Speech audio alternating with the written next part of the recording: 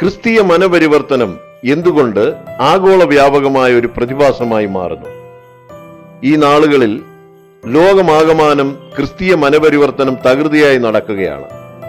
ഇറാനിൽ, ഇന്തോനേഷ്യയിൽ, ആഫ്രിക്കൻ രാജ്യങ്ങളിൽ, ചൈനയിൽ, നമ്മുടെ ഇന്ത്യയിൽ പല സ്ഥലങ്ങളിൽ, തമിഴ്നാട്ടിൽ, ആന്ധ്രാപ്രദേശങ്ങളിൽ, ഒറീസയിൽ, പഞ്ചാബിൽ, മെഗാ സിറ്റികളിൽ, ആദിവാസികളുടെ ഇടയിൽ, ദളിതരുടെ ഇടയിൽ ഭയാനകമായ മനപരിവർത്തനം നടക്കുന്നു.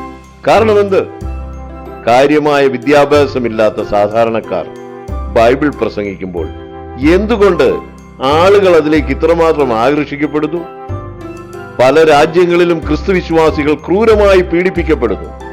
എന്നാൽ ആയിരങ്ങൾ, പതിനായിരങ്ങൾ, ലക്ഷങ്ങൾ പുതുതായി ക്രിസ്തുവിലേക്ക് മാനസാന്തരപ്പെട്ട് തിരിഞ്ഞു വരുന്നു. കാരണം എന്താണ്? ക്രിസ്തുവിന്റെ പേരിൽ വലിയ കൊള്ളയും തട്ടിപ്പും നടത്തുന്ന ചെന്നായ്ക്കൾ കുറെ അധികമുണ്ട്. എങ്കിലും സത്യവിശ്വാസത്തിലേക്ക് ജനങ്ങൾ ഓടിക്കൂടുകയാണ്. ഇതിനിടയിൽ ചിലർ അധികാരം ഉപയോഗിച്ച് ചർച്ച് ബിൽഡിങ്ങുകൾ ഇടിച്ചു നിരത്തുന്നു, അനേകരെ ജയിലിലടയ്ക്കുന്നു, അനേകരെ പീഡിപ്പിക്കുന്നു. മണിപ്പൂരിൽ ഒരു സ്ത്രീയെ ബലാത്സംഗം ചെയ്ത് ക്രൂശിക്കുന്നു. മതപരിവർത്തന വിരോധമായ bill പാസാക്കുന്നു.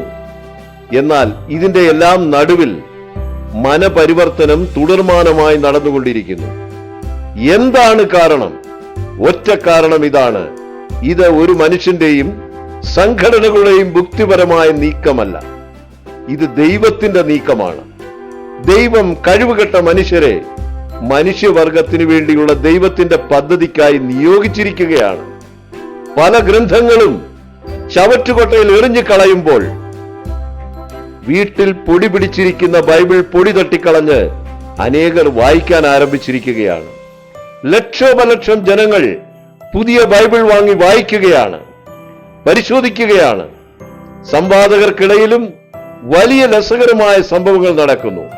Christian Prince, Anil Kodithottam, Sebastian Punnakkal തുടങ്ങിയ സംവാദകരുടെ മുൻപിൽ പ്രഗത്ഭന്മാരെന്ന് പറഞ്ഞു നടക്കുന്നവർ ഉത്തരം മുട്ടിപ്പോകുകയാണ്. ഇതെല്ലാം ബൈബിളിന്റെ മഹാത്മ്യമാണ്, അവരുടെ കഴിവല്ല എന്ന് ഉറക്കെ പറയട്ടെ. പ്രിയ സുഹൃത്തെ, നിങ്ങളുടെ മാതൃഭാഷയിൽ ബൈബിൾ ഉണ്ട്. നിങ്ങൾ ബൈബിൾ ശരിക്കും വായിച്ച് വിമർശിക്കാൻ തയ്യാറാകുക. ദൈവത്തിന്റെ വചനം ജീവനും ചൈതന്യവുമുള്ളതായി ഇരുവായ്ത്തലയുള്ള ഏത് വാളിനേക്കാളും മൂർച്ചയേറിയതും പ്രാണനെയും ആത്മാവിനെയും സന്ധിമജ്ജകളെയും വേർപിടിവിക്കും വരെ തുളച്ചു ചെല്ലുന്നതും ഹൃദയത്തിലെ ചിന്തനങ്ങളെയും ഭാവങ്ങളെയും വിവേചിച്ച് നിങ്ങളോട് ഇടപെടും. കാരണം വചനം ദൈവമാണ്.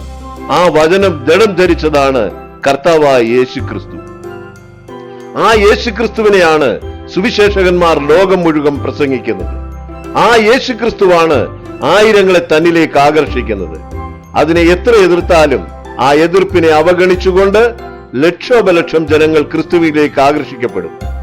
ബൈബിൾ പറയുന്നു, കർത്താവായ യേശുവിന്റെ രണ്ടാം വരവ് വരെ നടന്നുകൊണ്ടിരിക്കും.